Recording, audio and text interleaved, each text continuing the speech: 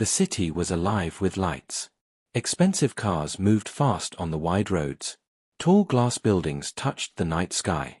People rushed everywhere, chasing money, chasing success. Among them was a man named Arman, a billionaire. His life looked perfect from the outside.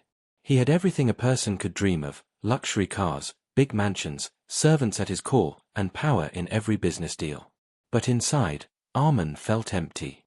Every night, after parties and meetings, he sat alone in his grand house. He stared at the golden walls, but his heart felt cold. He had money, but no peace. He had fame, but no one who truly cared for him. His smile was only for the world. Inside, he was tired. One rainy evening, Arman was driving back from a business meeting. The sound of raindrops on the car window made the city look blurred. He sat in silence, his thoughts heavy. At a red signal, something caught his eyes. On the corner of the street, under the heavy rain, a young girl stood. She was shivering in her thin dress. In her small hands, she held a bunch of wet flowers. Her hair was messy, her clothes torn, but her eyes had a strange light. She was not begging. She was working, even in the storm. Arman lowered the window and looked at her closely. The girl walked to his car, her feet splashing in the rainwater. She softly said, "Sir, will you buy these flowers? Please. They are fresh." Her voice was tired but full of hope. Arman looked at the flowers. They were just ordinary roses, nothing special. He could buy hundreds of them from any luxury shop. But something about this girl stopped him. Instead of handing her money and driving away, Arman asked, "Why are you selling flowers at this time? It's raining heavily." The girl looked at him, confused. Nobody had ever asked her such a question before. People usually bought or ignored, but no one cared. She replied in simple words, "I have to. If I don't sell, my little brother will sleep hungry tonight." Her words hit Arman like thunder. For the first time in many years, he felt silence in his heart. He kept looking at her face. She was young, maybe 18 or 19, but her eyes looked older than her age. They carried pain, but also courage. The signal turned green, cars behind him started honking, but Arman did not move. He took the flowers and gave her money. She smiled, not because of the money, but because she made a sale. Then she ran back to her spot, waiting for another customer. Arman drove off slowly, but his mind was not on the road. For the first time, someone had touched his heart without even trying. He kept thinking, "Why do I feel this way? She is just a poor flower seller, but why do her words stay in my mind?" That night, Arman sat in his mansion, holding the wet flowers. Normally, he threw things away without care, but this time, he placed the flowers gently in a vase. He kept staring at them. They reminded him of the girl in the rain. Her voice echoed in his ears, "If I don't sell, my brother will sleep hungry." Arman could not sleep. He kept walking around his big empty house. He thought of all the people he knew, business partners, fake friends, greedy relatives. None of them ever cared about him. They only cared about his wealth. And then there was this girl, a stranger, who did not look impressed by his car, his clothes, or his money. She only cared about selling her flowers. The next evening, Arman found himself driving back to the same street. He told himself it was only curiosity, nothing else. But deep inside, he wanted to see her again. He wanted to hear her voice, to know her name. When he reached the same corner, his eyes searched quickly. And there she was. Same spot. Same basket of flowers. Same tired but brave face. This time, he stepped out of his car. People on the street stared. A billionaire standing in the rain to buy flowers, it was a strange sight. But Arman didn't care. He walked up to her and said, "What is your name?" The girl looked surprised. No one had ever asked before. She replied softly, "My name is Sarah." Arman repeated the name in his mind. Sarah. It sounded simple, but somehow it filled the silence of his heart. He bought all her flowers that night, but he didn't leave immediately. He stayed, asking her questions. She answered politely but carefully, as if she was not used to kindness. That night, when Arman drove away, the rain had stopped, but a new storm had begun inside his heart. The next day, Arman could not focus on his meetings. Important files lay open on his desk, but his mind was far away. Every time he tried to concentrate, he saw the face of the flower girl, Sarah. Her soft voice and her honest words replayed again and again. His assistant noticed his distraction and asked if everything was fine. Arman only nodded, but deep inside, he knew something had changed. For years, he had lived in a world where everyone wanted something from him. Businessmen wanted deals, relatives wanted money, friends wanted favors. But Sarah, she had wanted nothing. She only wanted to sell her flowers, to survive, to feed her brother. That evening, as the sun was setting, Arman found himself driving once again to the same street. He told himself it was just coincidence, but he knew the truth. His heart was pulling him back. Sarah was there, standing at the corner, holding a basket of fresh roses. When she saw Arman's car stop, her face showed a quick spark of recognition. But unlike others, she did not run to him with fake smiles. She simply stood, waiting, like she would for any other customer. Arman stepped out of the car again. People around looked in surprise. Why would a billionaire leave his luxury car just to talk to a poor girl selling flowers? But Arman did not care. He walked up to her and smiled. "Good evening, Sarah," he said softly. Sarah looked at him carefully, as if trying to understand his purpose. "Good evening, sir. Would you like to buy some flowers today?" Arman took the basket from her hands and bought every single flower. But this time, he didn't leave.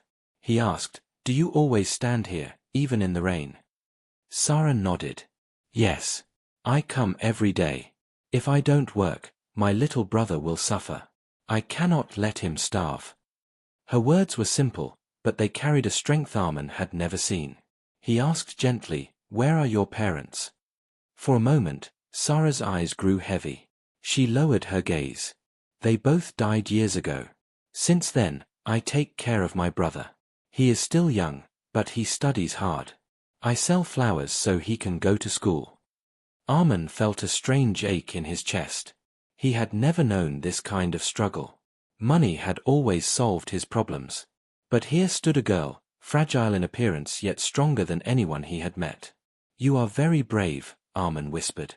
Sarah shook her head. "No. I am only doing what I must.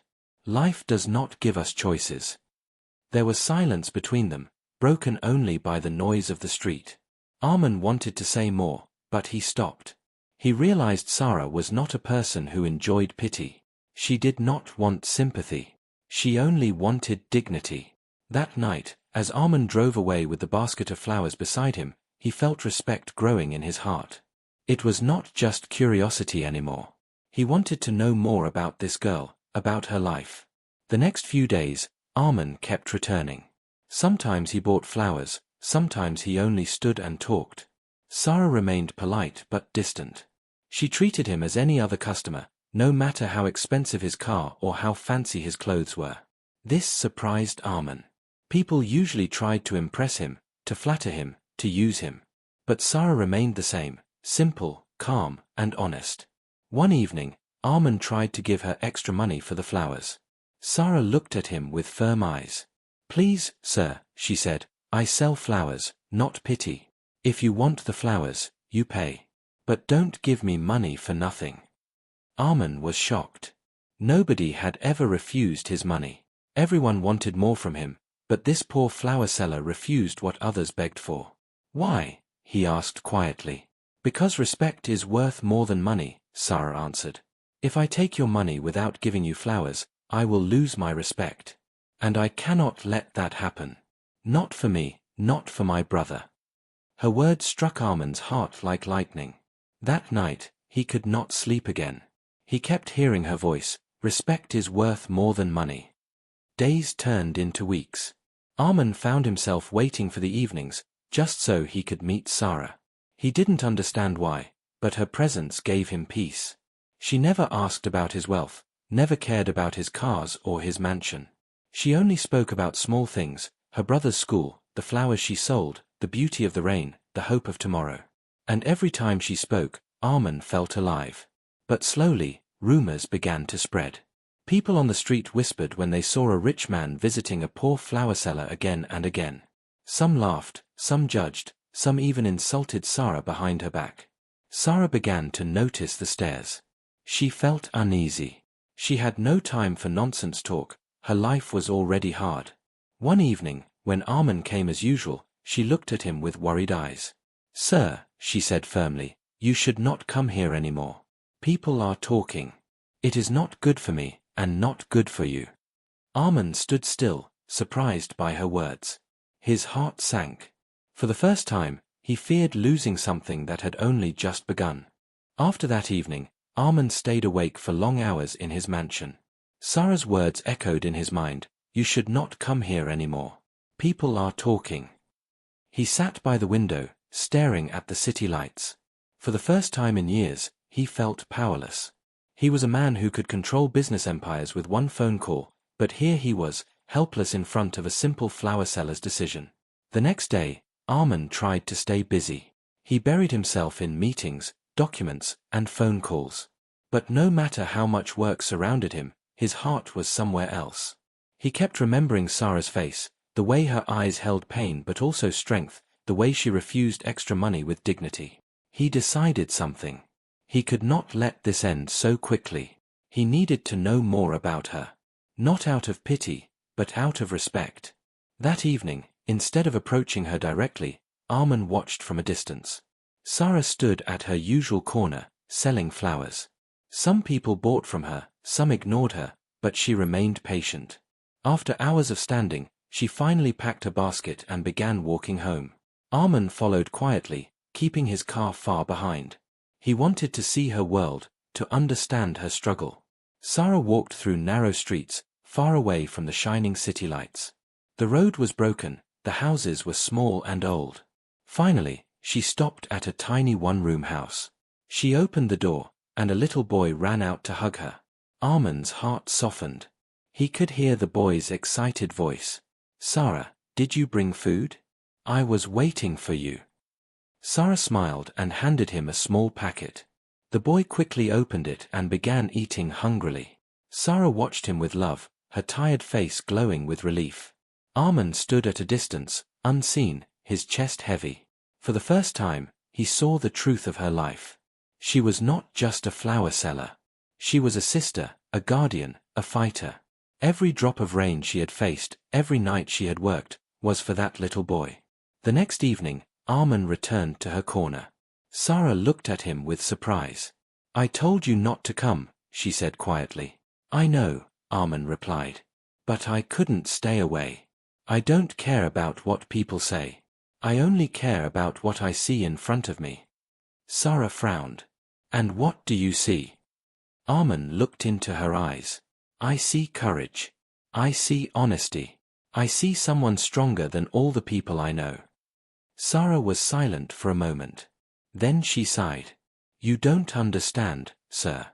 My life is not like yours. I have no luxury, no safety. Every day is a struggle. My brother is all I have. I cannot let gossip or strangers ruin his future." Arman's voice softened. "Tell me about him." Her eyes brightened slightly as she spoke. "His name is Ayan. He is only 10 years old. He is very smart. He loves books, he loves to learn. He says one day he will become a doctor, so that no child has to suffer like we did. I work so he can study. I sell flowers, I sacrifice everything, but I will not let his dream die." Tears filled Arman's eyes, though he quickly turned away so she wouldn't see. He felt something stirred deep inside him. He had lived his whole life with money and power, but this girl, this young flower seller, was living a life of sacrifice and hope. That night, Arman made a decision. Without telling Sarah, he found Ayan's school. Quietly, he spoke with the principal and arranged that Ayan's fees, books, and uniforms would be taken care of. He asked the school not to reveal his name. He did not want Sarah to know. He did not want her to think he was buying her respect with money. He only wanted to help, silently, from the shadows. Days passed. Sarah noticed something strange. Ayan came home smiling one day and said, "Sister, the school gave me new books and said my fees are paid. They told me I don't need to worry anymore." Sarah froze. She knew she had not paid anything yet. Confusion filled her mind. Who could it be? She looked at her small basket of flowers and whispered, "Who is helping us?" That evening, when Arman arrived, Sarah's eyes searched his face. She did not ask him directly, but deep inside, her heart wondered if it was him. She wanted to ask, but something stopped her. She remembered his words, "Respect is worth more than money." Would a man like him secretly help without saying anything? Her heart grew restless. Meanwhile, Arman continued visiting her. Sometimes he talked about little things, sometimes he only stood quietly. But every time, his feelings grew stronger. For the first time in his life, he felt something money could not buy: peace. With Sarah, he was not a billionaire, not a powerful businessman. He was just a man, standing in front of a girl, hoping she would one day see his heart. But deep down, he also feared something. What if Sarah found out the truth? What if she thought he was trying to buy her respect with money? The suspense grew heavier, like clouds before a storm. The days passed, and Arman kept visiting Sarah's corner. Each evening, he would arrive, and there she would be, holding her basket of flowers with quiet dignity. Their conversations grew longer. Sometimes they laughed softly, sometimes they shared silence, but even silence between them felt meaningful. Yet, the world around them was not blind. People noticed. A rich man in expensive clothes, stepping out of his luxury car, speaking to a poor flower seller every evening, it became the talk of the street. Some smiled with curiosity, some mocked with laughter, and some whispered with jealousy. One afternoon, as Sarah walked through the market, she overheard two women whispering. "Have you seen that girl with the flowers? She thinks she is special now. A billionaire visits her every day. Maybe she is trying to trap him." Sarah froze. Her face turned pale, her heart heavy. She wanted to shout that they were wrong, but she stayed silent. Words like knives cut deep. The same evening, when Arman came to buy flowers, he noticed something different. Sarah's smile was missing. Her eyes avoided his. "Is everything all right?" he asked softly. Sarah looked away. "You should stop coming here." Arman was stunned. Again. "Why? Did I do something wrong?" "No," she whispered. "But people are talking. They don't understand. They think wrong things about me. I cannot let my brother's future be destroyed because of gossip." Arman's chest tightened. "Sarah, why do you care what people say? Let them talk. I know the truth. You know the truth. That is enough." But Sarah shook her head firmly. "No, sir. For people like you, rumors mean nothing. You are powerful. You are rich. But for people like me, gossip can destroy everything. My respect, my dignity, my brother's dreams, all of it can vanish in one night." Arman fell silent. He wanted to argue, to tell her he would protect her from the world, but he could see the fear in her eyes. Fear not for herself, but for her little brother. That night, Arman drove home with a storm raging in his heart. His mansion felt colder than ever. For the first time, he realized how different their worlds truly were. His world was full of wealth and power, while hers was full of struggle and survival. Could love even exist between such different lives? The next few days, Arman stayed away. He thought maybe distance would protect Sarah from the cruel words of people. But the silence tore him apart. He missed her voice, her honesty, her strength.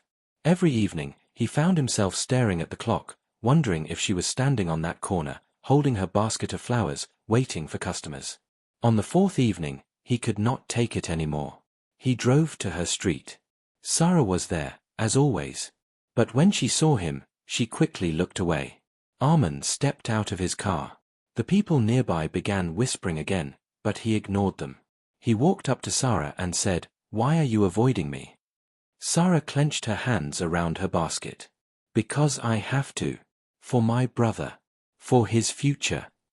Arman's voice cracked. "And what about me, Sarah? Do you think this is easy for me? Do you think I come here because I'm bored? No. I come because for the first time in my life, I feel alive when I see you. For the first time, someone looked at me as a person, not as a rich man. And that someone is you." Sarah's eyes filled with tears, but she quickly blinked them away. "Don't make this harder, sir. Please. I cannot give people another reason to laugh at me. I cannot let my brother grow up in shame. Her words cut through Arman like a blade. He wanted to hold her, to promise her that money could erase all gossip, but he knew Sarah was not someone who lived by money. She lived by respect, by dignity, by sacrifice. For the first time, Arman felt helpless. His wealth, his power, none of it could fight the poison of gossip. That night, he sat in his empty mansion again, his mind restless. He remembered Sarah's brother's smile, the way his eyes shone when talking about becoming a doctor. He remembered Sarah's words, "Respect is worth more than money." Arman realized this was a test, not of love, but of patience. If his feelings were true, he would have to prove them not with money, not with power, but with silent strength. And so, Arman decided something. He would stay in the shadows for a while. He would still take care of Sarah and her brother, but without being seen. He would not force his presence on her. But fate had its own plan. One evening, Sarah returned home to find Ayan very sick. His small body was burning with fever. She rushed him to the hospital, but the doctors demanded a large deposit before starting treatment. Sarah's hands trembled. She begged, she pleaded, but her small earnings were nothing compared to the hospital's demand. Her eyes filled with tears as she held her brother's hand. "Stay strong, Ayan. Please stay strong." At that moment, someone stepped forward. The hospital staff looked at Sarah and said, "The bill has been paid. The treatment will begin now." Sarah's eyes widened in shock. She looked around desperately, searching for the person responsible. And in the far corner, she saw him. Arman. He stood silently, watching, his face filled with worry but his eyes filled with love. Sarah's eyes locked on Arman. For a moment, time stopped. The sound of machines in the hospital, the footsteps of doctors, the cries of patients, all faded. She could only see him standing there, his suit slightly wet from the rain outside, his eyes full of quiet pain. Her first reaction was not gratitude. It was anger. She rushed toward him and whispered fiercely, "Why did you do this? I told you not to interfere in my life." Arman's eyes softened. "I couldn't stand by and watch your brother suffer, Sarah. Money means nothing to me if I cannot use it to save a life." Sarah's hands shook. "But don't you understand? People will think I am taking advantage of you. They will say I am with you because of your money. Do you want to destroy the only respect I have?" Arman lowered his head, his voice heavy. "I don't care what people think about me. But I care about you. And I care about your brother." Before Sarah could reply, a nurse came running. "The boy's condition is stable now. The doctors are doing their best." Sarah's knees weakened with relief. She turned back to look at Arman. He wasn't smiling. His face was pale, as if he had fought a war inside himself. Hours later, when Ayan finally rested in the hospital bed, Sarah sat beside him, holding his hand. She kept replaying the scene in her mind, Arman paying the bills without hesitation. Her heart was torn. She hated the idea of depending on someone else, but she could not ignore what he had done. Late in the night, she found Arman still waiting outside the ward. His eyes were tired, but he refused to leave. Sarah walked up to him slowly. Her voice trembled. "Why, Arman? Why do you keep doing this? You don't owe me anything." He looked at her with deep sadness. "Because I love you, Sarah. And love is not about what someone owes. Love is about what someone feels." Sarah froze. She had expected kindness from him, maybe even pity. But love. The word felt too heavy. Arman continued, his voice breaking. "All my life, people came to me for money, for power, for favors. No one ever looked at me as a man. Until you. You never cared about my wealth. You only cared about your dignity. And that's when I realized, you are the one thing my money can never buy." Tears filled Sarah's eyes. She wanted to speak, but no words came out. Arman stepped closer, but his voice grew softer. "If my presence brings you trouble, I will stay away. But don't ever think I help you to buy your respect. No, Sarah. I help you because when I see you, I see a woman stronger than anyone I know. And I cannot walk away from that strength." The days passed. Ayan recovered slowly, and Sarah remained by his side. Arman continued to visit quietly, never forcing conversations, never demanding anything. Sometimes he stood at the hospital gate, waiting for hours, just to ask if Ayan was okay. Sarah began to notice something. Arman never boasted about paying the bills. He never tried to control her life. He simply stood close when needed, and stepped back when she asked. One evening, as Sarah watched Ayan sleep peacefully, she whispered to herself, "Why does his care feel different? Why does it not feel like pity?" Her heart struggled between fear and trust. When Ayan was discharged, Arman offered his car to take them home. Sarah refused at first, but Ayan's weak condition convinced her. Sitting in the back seat with her brother, Sarah looked at Arman's reflection in the mirror. He wasn't smiling, wasn't showing pride. He was simply quiet, as if carrying a burden. When they reached her small house, Arman helped Ayan inside and then turned to leave. Sarah stopped him. "Arman," she said softly. He turned back. Her voice was hesitant but honest. "I don't know what future holds. I don't know if I can ever accept your love. But I know your heart is pure. And for that, I am grateful." Arman's lips curved into the faintest smile. "That's all I needed to hear." That night, Arman sat in his mansion again, but for the first time, it did not feel empty. The flowers on his table reminded him of Sarah's strength, her dignity, and her quiet gratitude. He knew she hadn't accepted his love yet, but he also knew she hadn't rejected his heart. It was enough, for now. But deep inside, Arman also knew something else. This was not the end of their test. If love had to survive, it would face even bigger storms. And he was ready to sacrifice everything, even his own pride, to prove that love was not about money, but about truth. Days turned into weeks. Life slowly returned to normal for Sarah and her brother, Ayan. He was healthier now, attending school with new energy. Sarah continued to sell flowers, standing at her usual corner with a small basket. But something inside her had changed. Every time she looked at her brother smiling with his new books, she thought of Arman. Every time she saw Ayan studying late at night, she remembered who had silently carried their burden when she could not. And yet, Sarah remained careful. She still kept her distance. She was afraid of the world's gossip, afraid of her dignity being questioned, afraid of her brother's dreams being shattered. Arman, too, respected her silence. He still visited sometimes, buying flowers, talking for a few minutes, and then leaving. He never pushed, never demanded, never forced his love on her. His patience became his biggest sacrifice. But deep in his heart, he still hoped. One evening, a storm struck the city. The sky roared with thunder, and rain poured heavily. Arman sat in his mansion, restless. Something in his heart told him Sarah was out there, selling flowers in the rain again. Unable to fight the urge, he drove through the flooded streets until he reached her corner. And there she was, drenched, shivering, yet still holding her basket of flowers. Arman quickly stepped out of his car and rushed to her. "Sarah, what are you doing here? You'll fall sick." She looked at him with tired eyes. "I have no choice, Arman. If I don't sell today, we won't eat tomorrow." Without thinking, Arman took the basket from her hands and threw it inside his car. Sarah gasped. "What are you doing?" He looked at her with fire in his eyes. "Enough, Sarah. You are not alone anymore. Stop carrying the whole world on your shoulders. Let me share your pain. Let me be part of your life, not as a rich man, but as a man who loves you." Sarah stood frozen in the rain, her heart racing. She wanted to protest, but his words struck something deep inside her. For months, she had fought her feelings, burying them under fear and pride.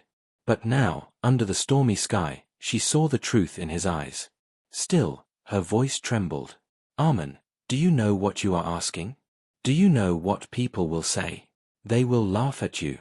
They will insult me." Arman stepped closer, his voice steady. "Let them laugh.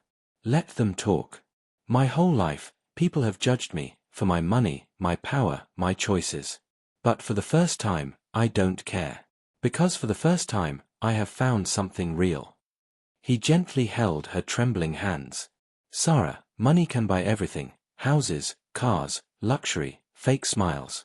But it cannot buy your honesty, your courage, your love. That is why I want you. Not because of what you lack, but because of what you have, something money could never give me.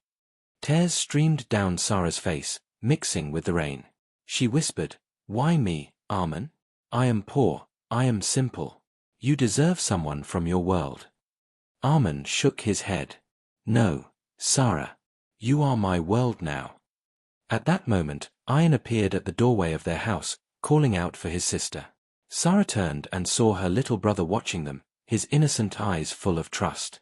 Arman walked to Ian, knelt down, and said softly, "Ian, I don't want to replace anyone in your life. I only want to stand beside you both, to protect you, to support your dreams. I want to see you become the doctor you dream to be. Will you let me?" The boy looked at his sister, then at Arman. After a long pause, he smiled shyly and nodded. Sarah's heart broke open. She could no longer hold back the emotions she had buried. She stepped forward, tears and rain running down her face, and whispered, "Arman, you have given me more than money ever could. You gave me hope, respect, and love. And maybe I was too afraid to admit that I need you." Arman's eyes filled with tears. For the first time in years, he felt truly alive. He gently pulled her into his arms, holding her as the storm raged around them.